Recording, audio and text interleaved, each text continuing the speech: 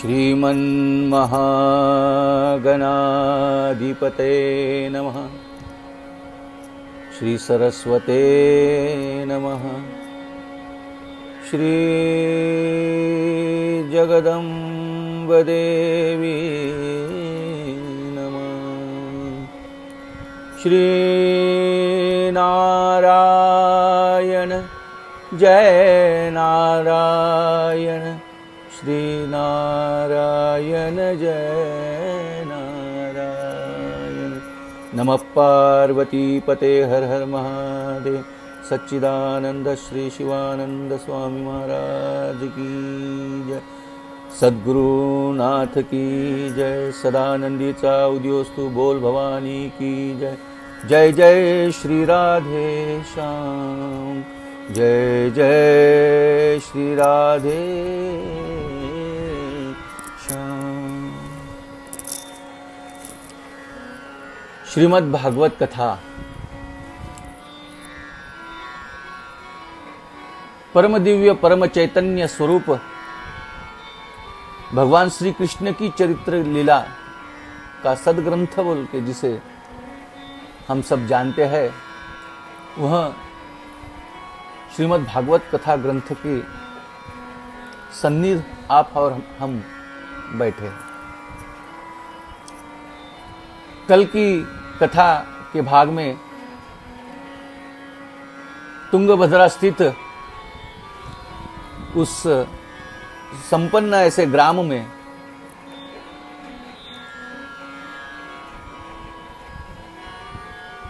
आत्मदेव की पारिवारिक कथा या आत्मदेव की कथा का विवरण गोकर्ण महात्मा की अनुषंग से हम श्रवण कर रहे हैं, पठन कर रहे हैं, मनन कर रहे हैं, चिंतन कर रहे हैं।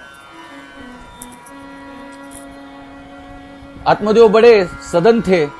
यहां तक कल हमने विचार किया, वेद अध्ययन में भी उनकी बड़ी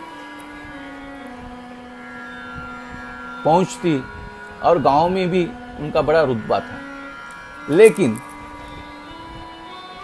ऊपर से सब खुशहाली दिखती भी हो, लेकिन आत्मदेव मन ही मन में बड़े पुत्र प्राप्ति की इच्छा से मन ही मन में जल रहे थे। उन्हें एक बीबी थी जिसका नाम कल हमने अधोरेखित किया, जिसका नाम धुंधुली था। कैसी थी? लोकवार्ता, लोगों के निंदा करने में बड़ी रुचि आती थी। दूसरों का कुछ भला देखे तो जलने में बड़ी तत्पर थी। घर काम में लेकिन शूराच गृहकृत्येषु, शूराच गृहकृत्येषु कृपणा कलह प्रिया। घर काम में बड़ी निपुण थी, लेकिन बड़ी कंजूस थी। अगर घर में कुछ आता है, पर्याप्त मात्रा से ज्यादा भी हो, बच के खराब हो जाएगा, लेकिन किसी आस पड़ोस को या किसी आने जाने वाले याचकों को देने की वृत्ति स्त्री में नहीं थी। आत्मदेव जैसे निष्ठावान ब्राह्मण की यह बीबी, यह अर्धांगिनी घर काम में बड़ी शूर थी, लेकिन बड़ी कंजूस थी। बहुत से साल हो गए शादी को, लेकिन घर में कोई बच्चा न होने के कारण संपन्नता भौतिक थी, लेकिन संतान की अभिलाषा से कारण आत्मदेव मन ही मन में जल रहे थे। एक दिन पूरा चिंतन मनन करने के बाद उन्होंने सोचा कि भाई, आप जीने में कोई अर्थ ही नहीं। क्यों नहीं? पूरी संपन्नता है, लेकिन इसे कोई खाने वाला नहीं है। बस यही बात सुनते हुए एक दिन उन्होंने मन ही मन में ठान लिया और वन की ओर प्रस्थान कर लिया कि भाई, अभी ये जो देह है, किसी जलाशय में कूदकर मैं मेरा ये देह खत्म कर दूंगा, मेरा ये देह समाप्त कर दूंगा, ये जीवन मेरा समाप्त कर दूंगा। क्योंकि अगर पुत्र ही नहीं तो ये पूरी कमाई हुई संपत्ति है, भौतिक सुविधा है, किसके लिए? और मेरा कोई पुत्र प्राप्ति न होने से मेरा कोई उद्धार भी नहीं होगा। ऐसी बात मन में ठानकर आत्मदेव जी जंगल से निकल गए। घर में बीबी भी कुछ अच्छी नहीं थी। आदमी को वैराग्य 2 वक्त आता है। अगर बीबी तकलीफ देने वाली हो तो भी वैराग्य आता है, और बीबी अच्छी हो तो भी वैराग्य आता है। आप बोलेंगे बीबी अच्छी नहीं हो तो हो सकता है, बीबी अच्छी होने के बाद भी ऐसी कामना क्यों आती है? तो इसी दोनों के भी उदाहरण हमारे संत साहित्य में है। एक तो संत श्रेष्ठ तुकोबा राय कहते हैं, बड़े झाले देवा बाईल कर्कशा। मेरी बीबी बड़ी कर्कश स्वभाव की है, इस वजह से पांडुरंगा हे पंडरीश, मेरा ध्यान आपकी ओर आकर्षित होगा बीबी ऐसी मिलने के कारण से। भगवान का उसी में भी उन्होंने उपकार व्यक्त किया है। और हमारे संत श्रेष्ठ नाथ जी के बारे में कहते हैं तो उनकी बीवी बड़ी निपुण थी, सुग्रंथ थी, पूरा घर का व्यवहार बड़ी आनंद से चलाती थी। आए जाने वाले सब याचकों को भरपेट खिलाकर भेजती थी। संसार में अतिशय उत्कृष्ट गृहिणी थी। ये अच्छी होने के कारण हमारे एकनाथ महाराज कहते कि भगवंत का उपकार मानते हैं, भगवान आप मुझे इतनी अच्छी बीबी दी, इसलिए मैं आपका कार्य करने के लिए तत्पर हूं। वैसे ही आत्मदेव की ये धुंधुली नाम की बीबी तो घर में तकलीफ देने वाली थी ही। पुत्र इच्छा के कारण वे वन की ओर प्रस्थान करने लगे कि भाई कहीं से जाके जान दे दे। जाते जाते हुआ ऐसा, एक जलाशय के सामने बैठ गए। सामने से कुछ गिरे हुए पेड़ों के पत्तों की आवाज आने लगी। सामने देखता है तो एक महान तपस्वी ऐसा साधु सामने से आत्मदेव जी की सामने से आकर खड़ा रहेगा और कहने लगा, यत यातरुवाच यति कथं रोदिषि विप्र त्वं काते चिंता बलीयसे वद त्वं सत्वरं मह्यं स्वस्य दुःखस्य कारणम्। उस यति जी ने पूछा, हे आत्मदेव, हे ब्राह्मण, आप बड़े उदास दिखते हो, क्या हुआ है बताइए।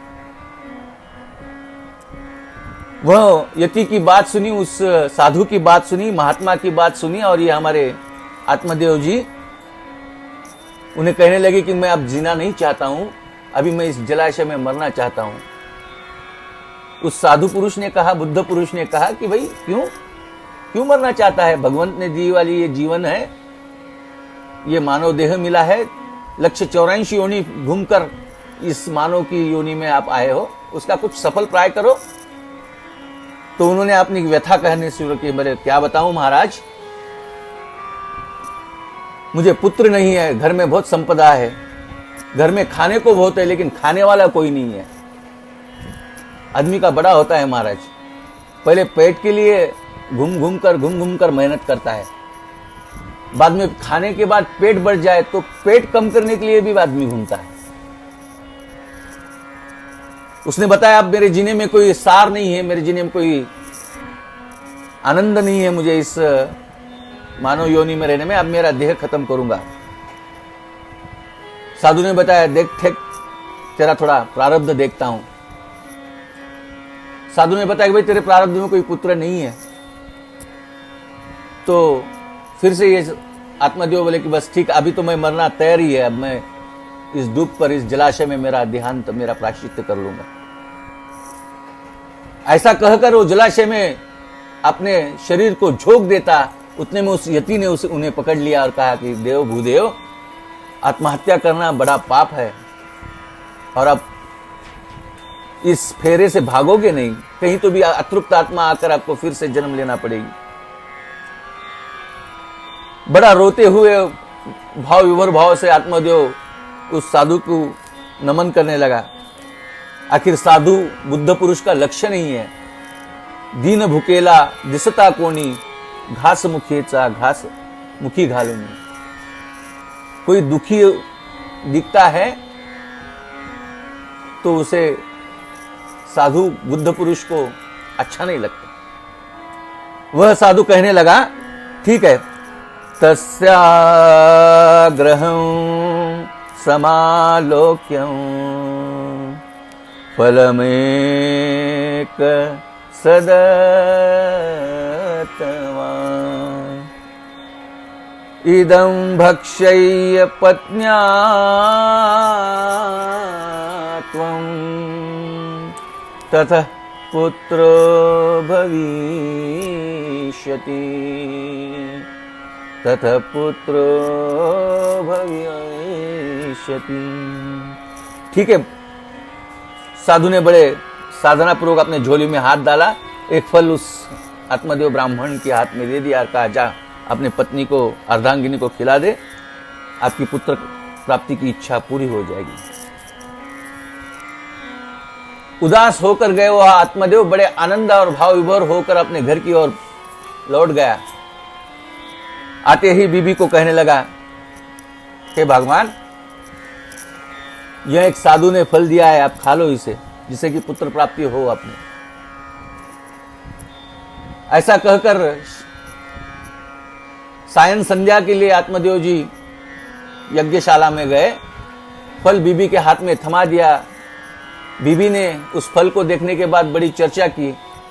आठ पड़ोस में, वही गांव में उनकी बड़ी बहन रहती थी, उसे बुला लिया। देखो ना, बोले तेरे जीजा को कुछ समझता नहीं है, कुछ तो किसी साधु फकीर के पीछे लगते हैं, लेकर आते हैं किसी फल को, क्या करूं? तो बोले खा ले, बच्चा हो जाएगा। तो बोले मुझे बच्चा कहाँ चाहिए, फिर मेरी प्रकृति खराब हो जाएंगी, मेरा शरीर का आकार बदल जाएगा, बच्चा पेट में होने के कारण मुझे खाना कम जाएगा। और इतना ही क्यों ना हो, अगर डिलीवरी अगर कुछ ठीक सी न हो, बच्चा अगर खड़ा आने के बजाय अड़ा आ जाए तो मेरी जान पे भी बन सकती है। तो बहन कहने लगी, फिर आपका क्या ख्याल है? तो मुझे तो नहीं होना है बच्चा। तो बहन उसे सलाह देती है, ठीक है, वो फल जा, गाय जो अपनी आंगन में गाय है, गैया है, उसे वो फल खिला दे। फल तो खिला दिया। बाद में पूछने लगी धुंधुली अपनी बहन से कि भाई फल तो खिला दिया, अगर कल बच्चा ना हो तो आत्मदेव मेरे स्वामी को मैं क्या उत्तर दूं?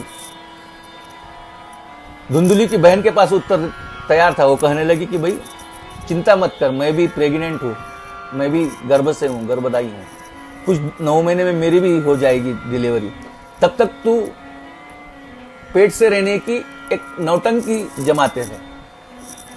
बस उस तरह की नौटंकी हो गई। 8, साढ़े 8, पौने 9 महीने हो गए। 9 महीने के बाद ये धुंधुली की बहन ने अपना बच्चा अपने पति के हाथ से आत्मदेव जी के यहाँ भेज दिया। बहन का पति बड़ा पैसों का लालची था, कुछ पैसे दे दिए, बात खत्म हो गई, वहां शांत हो गई। ये बच्चा आने के बाद बड़ा आनंद होगा और आत्मदेव बड़े खुश हो गए। पूरे गांव में आनंद उत्सव मनाने गए। आज तक आत्मदेव जी की यहां खुद को संतान नहीं थी। आंगन के परिसर में लगाए हुए किसी भी वृक्ष को फल नहीं आता था। आंगन की गैया वह भी बांझ थी। लेकिन भगवान जब देता है तो छप्पड़ फाड़ के देता है। इस कहावत के तहत वह ऐसा हो गया। यह आत्मदेव जी को धुंधुली को बच्चा होगा, और वो जो गैया को फल खिलाया था उसको भी एक मनुष्य स्वरूप का बच्चा होगा। सिर्फ उसमें गैया का प्रति बोल के सिर्फ उनके 2 कान थे। वह देखा, आत्मदेव बड़े प्रसन्न हुए कि भगवान आप कितने दयालु हो, आपकी दया अपरंपार है भगवंत। आपकी दया जब होती है ना तो किसी ही प्रकार का लेश बचता नहीं है। बड़ा प्रसन्न हुआ। दोनों बच्चों का नामकरण विधि होगा। इसका नाम जो अपने बहन का बच्चा लाया था धुंधुली ने अपने आत्मदेव को कहा, नहीं भाई मेरे नाम से इसका नाम मैच खाते हो, मेल खाते हो पहला अक्षर। इसका नाम धुंधुली था तो बच्चे का नाम धुंधुकारी रख दिया। जो दूसरा था आत्मदेव बोला कि भाई मैं इसका नाम रखने का अधिकार मैं लेता हूं, इसकी गैया के जैसे आंख है, कान है, तो इसे गोकर्ण कहा देंगे। दोनों बच्चे बड़े अध्ययन में लगाने के लिए, सिखाने के लिए दोनों को आत्मदेव जी सिखाते। लेकिन ये जो धुंधुकारी जो नाम का बच्चा था, बड़ा उनाट, बाप सिखाते बैठा तो ये अपने गांव घूमने निकल जाता था। और पिताजी का ज्ञान का जो कुछ भी अच्छा फायदा है, जो कुछ भी लाभ है, ये हमारे गोकर्ण जी सीख लिए। हल्लू हल्लू बच्चा बड़ा होता होगा, ये बच्चे के नखरे भी बढ़ते रहे। बाहर जाता रहा, लेट घर में आता रहा, रात को घर में अशांतता निर्माण हो गई।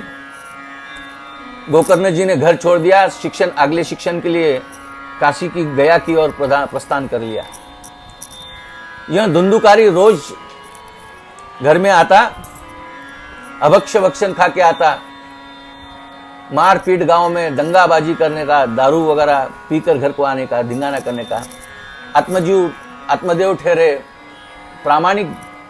वह इस बात सबको देखकर एक दिन मन ही मन में खंत हो गए, भगवंत आज तक बच्चा नहीं दिया था इसलिए मैं रो रहा था, आज बच्चा तो दिया है लेकिन ऐसा क्यों दिया, इसलिए रो रहा हूं।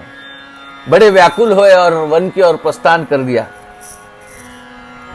इधर ये घर का पूरा जो धन था, यह जैसे यौवन अवस्था में, युवा अवस्था में धुंधुकारी आया, बाहर 5 वेश्याओं के साथ इन्होंने संबंध प्रस्तापित किए। सभी को जो चाहे उनकी मांग पुराने लगा। लेकिन हुआ एक दिन ऐसे कि यह वेश्याओं की मांग बढ़ती गई। एक दिन कुछ सुवर्ण की अपेक्षा की तो उन्होंने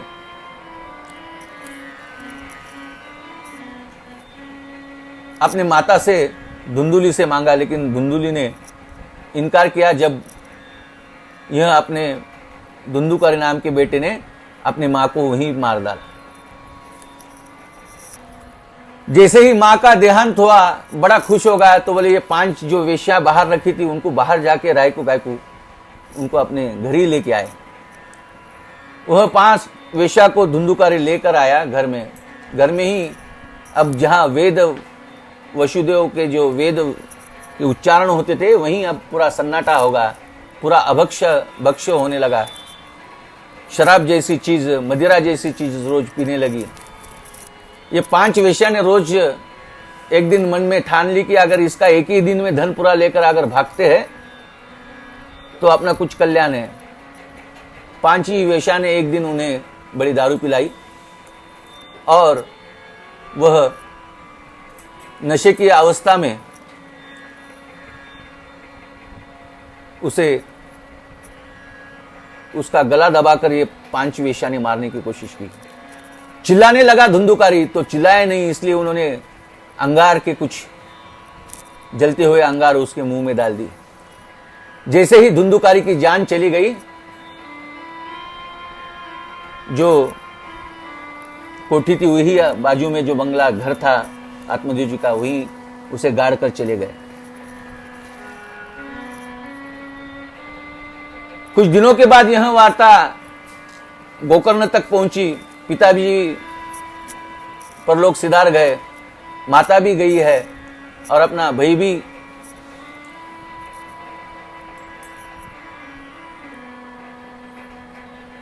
मृत्यु लोक गया है, गया को श्राद्धादि कार्य किया, वापिस बड़े दिन के बाद गांव में वापिस आया, जो तुंगभद्रा की नदी के सन्निध वह गांव था।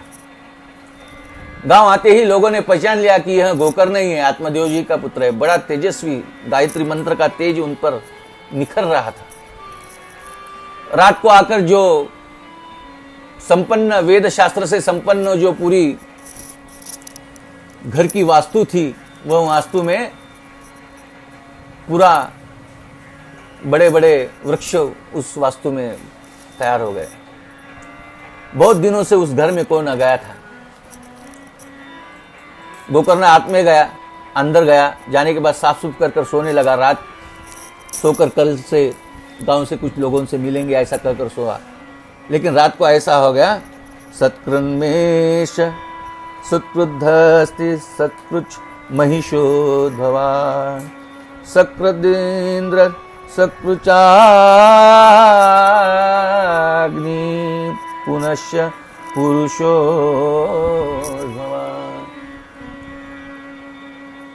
जैसे ही गोकर्ण जी उस जगह सोए आंगन में, तो क्षण में कुछ बकरे का चित्र आने लगा, कुछ क्षण में इंद्र होने लगा, कुछ क्षण में हाथी होने लगा।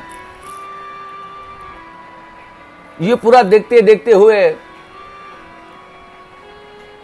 गोकर्ण जी की नींद खराब होने लगी, नींद खुल गई। गोकर्ण जी ने अपने कमंडलू का जल थोड़ा हाथ में लिया। जैसे ही कमंडलू को हाथ लिया तो यह जो मृत्यु को प्राप्त हुआ धुंधुकारी नाम का भाई सामने खड़े रह गया।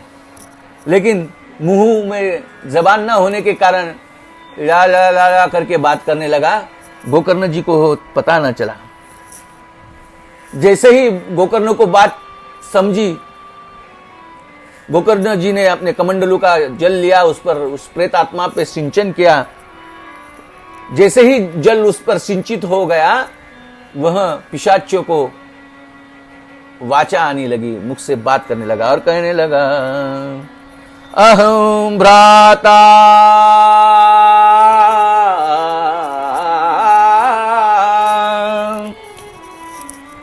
अहं भ्राता तदीयोऽस्मि धुन्धुकारीति नामयता स्वकीयेनेव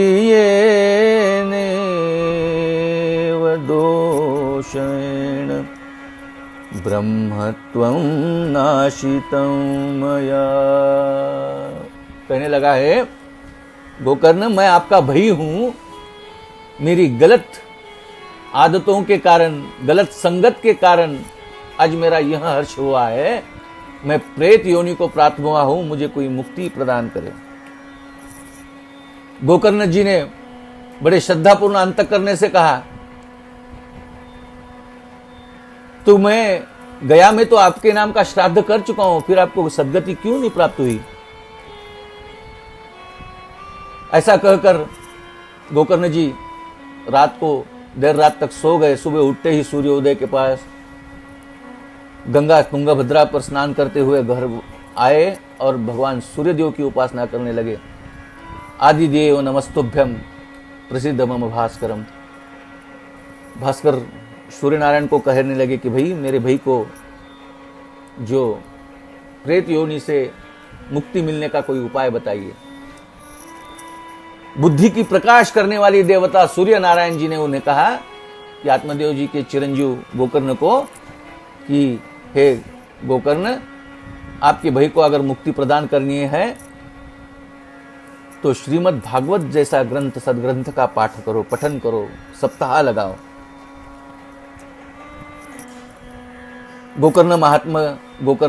गोकर्ण जी ने घर कर आकर कथा की व्यवस्था की, गांव के आस पड़ोस के लोगों को बताया। कथा शुरू होने लगी। सब जन कथा सुनने के लिए आ गए। जहां पर कथा का व्यासपीठ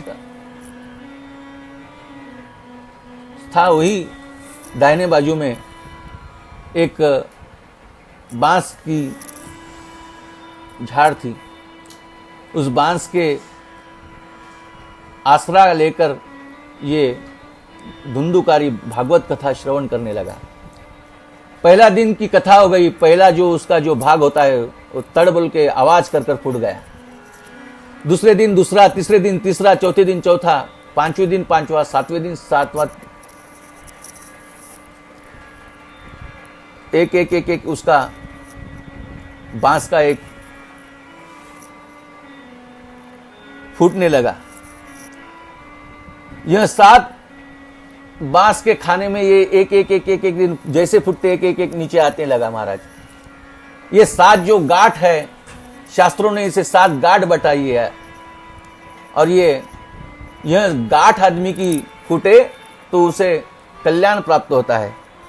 धुंधुकारी बड़ा वहां से प्रसन्न होगा, सामने 7वें दिन प्रकट होगा और उसे स्वर्ग मोक्ष प्रदान होगा। और जैसे ही खड़े होते हुए अपने भाई के सामने, अपने भ्राता गोकर्ण जी के सामने हाथ जोड़कर मन ही मन में पछताने लगा कि बचपन में अगर ये कुछ खेलता हो, ये पढ़ता हो, तो मैं इसके किताबा फाड़ता था। अगर कभी कभार वो मेरे साथ खेलता तो मैं खेलने के वक्त में उसके साथ छल कपट से मैं उसके साथ खेल जीतता था। ये सब बात में ध्यान में आई, और वही जो भाई है वही मेरा भाई है जिन्होंने मुझे इस प्रेत आत्मा से मुक्ति दी। और बड़े करुणा भाव से हाथ जोड़कर अपने भाई के सामने कहने लगा, प्रभु मोरे अवगुण चित ना धरो, प्रभु मोरे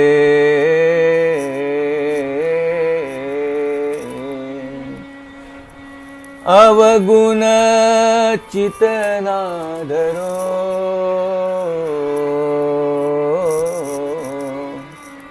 प्रभु मोरे अवगुण चित ना धरो। मैला नाला जन्म जन्म का मैं तो कीच भला, मैला नाला जन्म जन्म का मैं तो कीच भया। तुम निर्मल,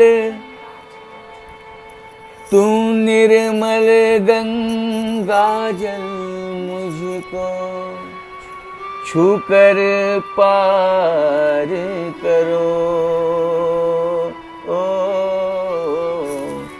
प्रभु मोरे अवगुण अवगुण अवगुण चित ना धरो। हे प्रभु, मेरे जो जो कुछ दोष हो, मेरे जो जो कुछ मेरे में न्यूनता है, मेरा जो कुछ दोष है वह आप क्षमा कर लीजिए। मैला नाला कीचड़ की तरह मेरा यह आयुष्य था। आप जैसे महात्मा का परिस्पर्श होकर मुझे सद्गति प्राप्त हुई। बड़ी प्रेम भाव से, श्रद्धापूर्ण अंतःकरण से गोकर्ण जी को साष्टांग दंडवत धुंधुकारी ने दिया और स्वर्गलोक प्रयाण हो गया। यह ऐसी है श्रीमद् भागवत कथा के उपलक्ष्य में आने वाली महती के साथ ये गोकर्ण महात्मा की कथा इस कथा का पहचान करा देती है कि इस कथा की फल प्राप्ति क्या है। धुंधुकारी जैसे नीच प्रवृत्ति के आदमी को पिशाच योनि से हटकर उसे स्वर्ग मोक्ष प्रदान करती है। ऐसी ये श्रीमद् भागवत कथा है, इसलिए ये सुननी चाहिए। इसलिए ये इस कथा का प्रोमो है कि जो थोड़ा बताया जाता है कि भाई इससे ये होता है। जैसे चावल जब पकता है तो पूरा चावल में हाथ नहीं डालते महाराज, उस एक चावल के एक दाने को पकड़ लेते हो, उससे आप परीक्षा कर लेते हो कि चावल पक गया है। बस उसी तरह से यह जो कथा आई है कि ये कथा के अनुषंग से इस श्रीमद् भागवत कथा की जो वेद रूपी वृक्ष का फल कितना कल्याणकारी है, इसकी महती कहने के लिए ये गोकर्ण महात्मा आया है। तो इस श्रीमद् भागवत कथा की महिमा और गोकर्ण महिमा आज आप सबने बड़े प्रेम आनंद से श्रवण की। फिर अगले चरण में, अगली कड़ी में जब मिलेंगे अपन, तो श्रीमद् भागवत कथा का अगले हिस्से में प्रकाश डालने की कोशिश करूंगा। यथामति मैं आपसे, मेरी मराठी तो वैसे मेरी मातृभाषा है, हिंदी में प्रथम प्रयास कर रहा हूँ। तो आप सब ज्ञानी गुणीजन मेरी इस कुछ न्यूनता को आपके दिल में समा लेंगे। बस वो आप तो समा ही लेंगे, और आप तो समा लेते लेते ही मेरे गोपाल जी, मेरे ठाकुर जी, मेरी राधा रानी, मेरी जगदम्बा, मेरे शिवानंद स्वामी, मेरे गुरुदेव मधु महाराज जी, ये मेरे दिल को, ये मुझे क्षमा ही करेंगे। और हमारे इस कार्य को आप कार्य अच्छा रखो। चांगल्या कृतीला भय कोठे ही नसे, यह कहने वाले हमारे संत कवि दासगुरु महाराज की इस लाइन पर ध्यान केंद्रित करते हुए आज की सेवा यहाँ पर समाप्त करते हैं। फिर आपसे रूबरू होते हैं इसी कथा की गंगोत्री के साथ। आप सबको जय जय श्री राधे, जय जय श्री राधे, जय जय श्री राधे। यह कहते हुए एक मंत्र आपको और एक बात बता जाता हूँ कि ये आख्यान जो है, यह आख्यान अतिशय परम पवित्र है, जिसे श्राद्धादि युक्त कार्य से ही श्रेष्ठ माना गया है। तो ये सद्गति प्रदान करने वाला ग्रंथ है श्रीमद् भागवत, और उसमें का ये गोकर्ण महात्मा सुनने से श्राद्धादि कार्य करने का पुण्य प्राप्त होता है, अपने पूर्वजों को मुक्ति प्रदान होती है। बड़े श्रवण प्रेम भाव से जो कोई इसे श्रवण करता है, उसके पूर्वजों को मोक्ष प्राप्त होता है, स्वर्ग प्राप्त होता है। यह कहकर आज यहाँ रुकते हैं। बोलिए जय जय श्री राधे श्याम, जय जय श्री राधे श्याम, जय जय श्री राधे श्याम।